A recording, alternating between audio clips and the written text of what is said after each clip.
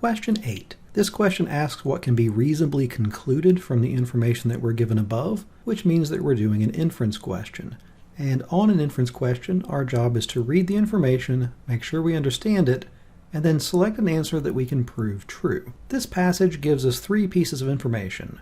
The first describes how fluoride enters a region's groundwater. Apparently it does so when rain dissolves fluoride-bearing minerals in the soil. The next 2 facts concern a study they did.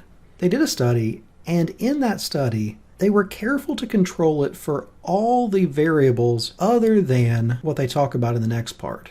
And this is important.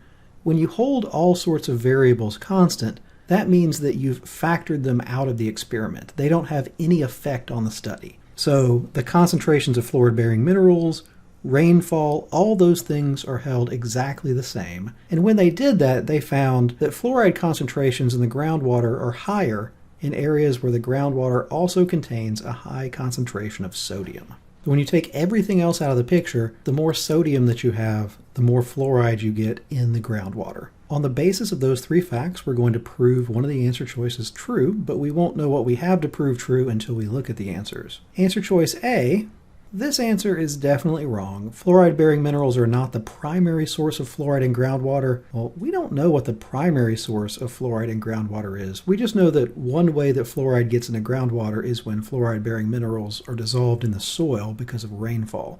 So whether it's the primary source or just a source, we don't know. So we can't pick answer choice A. Now answer choice B, rainfall doesn't affect fluoride concentrations. That's actually been denied by the first sentence. We know that fluoride concentrations are affected by rainfall because that's what dissolves the fluoride-bearing minerals. Answer choice B has been contradicted by the information. Answer choice C, be careful, the passage never mentioned sodium-bearing minerals. It mentions sodium. Where that sodium came from, we don't know.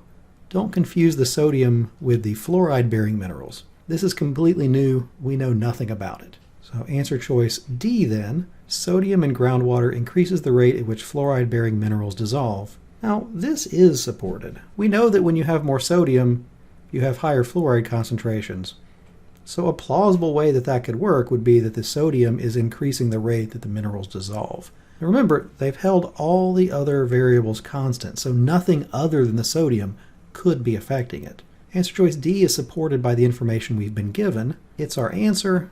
What's wrong with E? Well, E brings up the sodium-bearing minerals that we don't know anything about.